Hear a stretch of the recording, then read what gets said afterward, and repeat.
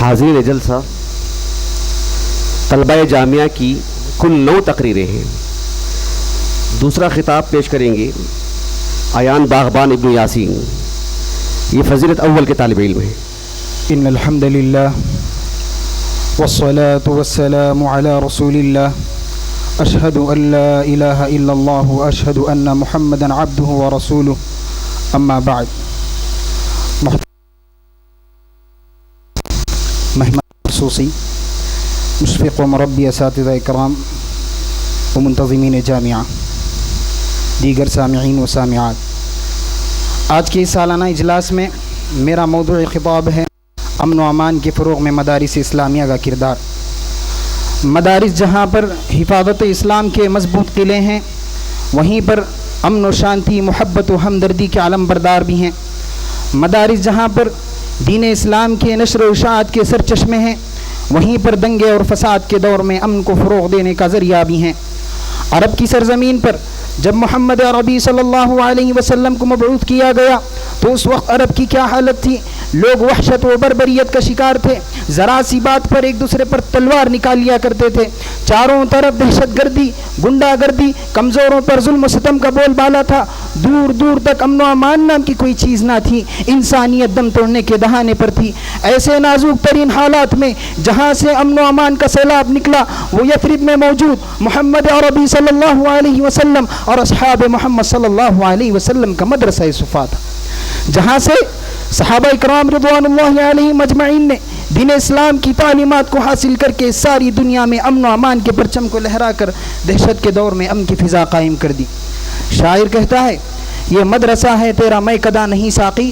یہاں کی خاک سے انسان بنائے جاتے ہیں۔ محترم سامعین اکرام، اگر ہم مدارس اسلامیہ کی تاریخ کا مطالعہ کریں تو یہ بات روز روشن کی طرح عیاں ہوگی کہ مدارس سے کس طرح امن کو فروغ رہا ہے۔ جب جب لوگوں پر ظلم و ستم ڈھایا گیا تو انہی مدارس نے اتقوا الظلم فإن الظلم ظلمات یوم القیامہ کی صدائیں لگا کر ظالموں کو اللہ کا خوف دلایا، اور جب چوری ڈکیتی لوٹ مار کرنے والے لوگ پیدا ہوئے تو انہی مدارس نے والسارق والسارقۃ فاقطعوا ایدیہما کے تحت ان کے ہاتھ کاٹنے کی حد نافذ کی تاکہ لوگوں میں امن و امان قائم رہے، اور انہی مدارس نے واللہ فی عون العبد ما کان العبد فی عون اخیہ کا فرمان جاری کر کے صرف مسلمانوں کے ساتھ ہی نہیں بلکہ غیر مسلموں کے ساتھ بھی اخلاقی تعامل کا درس دیا اور بتایا کہ غیر مسلموں کے ساتھ تعلقات قائم کرنا یہ ہماری سماجی اور فطری ضرورت ہے۔ اتنا ہی نہیں، امن کے فروغ میں مدارس اسلامیہ کا کردار تو یہ ہے کہ انہی مدارس نے امن و امان کے تحفظ اور اس کی بقا و ترویج کے لیے ایسے علماء و دعات و مبلغین کو جنم دیا جنہوں نے تاریخ کے ہر دور میں اور زندگی کے تمام شعبے میں صرف امن و امان کی خاطر اپنی جانوں کا نذرانہ پیش کیا۔ اٹھاؤ تاریخ، جب اس ہندوستان کی پاک سرزمین پر انگریز نے اپنا ناپاک قدم رکھا اور ظلم و فساد برپا کیا تو انہی مدارس نے ایسے علماء کرام کو تیار کیا، ایسے علماء کرام کو جنم دیا جنہوں نے ملک میں آزادی کا ڈنکا اس وقت بجایا جب لوگ خواب خروش میں مست، آزادی کی ضرورت سے نابلد ہو کر غلامی کی زنجیروں میں جکڑے ہوئے انگریزوں کی غلامی کر رہے تھے، جس کی پاداش میں انگریزوں نے علماء کو طرح طرح کی تکلیفوں سے دوچار کیا۔ کبھی انہیں کالے پانی کی سزائیں سنا کر انہیں سلیوں پر چڑھایا گیا تو کبھی ان کے خاندانوں کو قتل کر کے ان کے گھروں پر بلڈوزروں کو چلایا گیا۔ بر صغیر کے علماء کو لے لیجئے، مولانا ابوالکلام آزاد، مولانا محمد علی جوہر، شاہ ولی اللہ محدث دہلوی، شاہ عبدالعزیز، شاہ اسماعیل شہید رحمہم اللہ مجمعین، ان جیسے جلیل القدر علماء سے کون نا بلد اور کون نا واقف ہو، جنہوں نے صرف ملک میں امن و امان کی خاطر اپنی جان، اپنا مال، تمام چیزوں کی قربانی پیش کر کے باطل کے سامنے سینہ سپر ہو گئے۔ لیکن افسوس صد افسوس، آج اتنی قربانیوں کے باوجود نادانوں نے ان مدارس کو دہشت گردی کا اڈا قرار دیا اور کہا کہ یہاں بچوں کو دہشت گردی کی تعلیم دے کر انہیں ملک کے خلاف بھڑکایا جاتا ہے۔ محترم سامعین کرام، یاد رکھو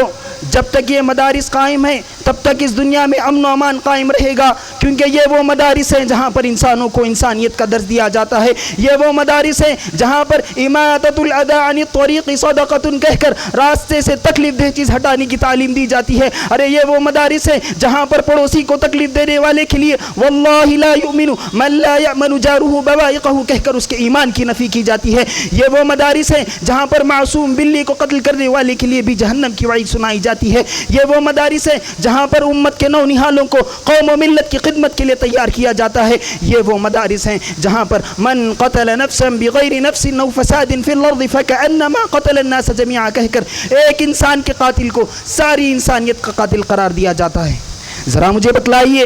جن مدارس کی بنیادی امن و امان پر قائم ہو، جن مدارس نے ہمیشہ سے امن و امان کا پیغام دیا ہو، امن و امان کا درس دیا ہو، بھلا ان میں پڑھنے والے طلباء کو کیسے دہشت گردی کی تعلیم دے سکتے ہیں؟ آخر میں ایک شعر کہہ کر اپنی بات ختم کرنا چاہتا ہوں۔ قلم والوں، مدارس کو محبت کا چمن لکھنا، بہت ایمانداری سے ہمارا یہ سخن لکھنا، سبق انسانیت کا سیکھتے ہیں سب مدارس میں، مدارس کے ہر ایک دشمن کو غدار وطن لکھنا۔ آخر میں اللہ تعالیٰ سے دعا گو ہوں، اللہ تعالیٰ ان مدارس سے ہمیشہ اسی طرح امن و امان کو جاری و ساری رکھے اور ملک کے نادانوں کو صحیح سمجھ کے توفیق عطا فرمائے۔ آمین یا رب العالمین۔ والسلام علیکم ورحمۃ اللہ وبرکاتہ۔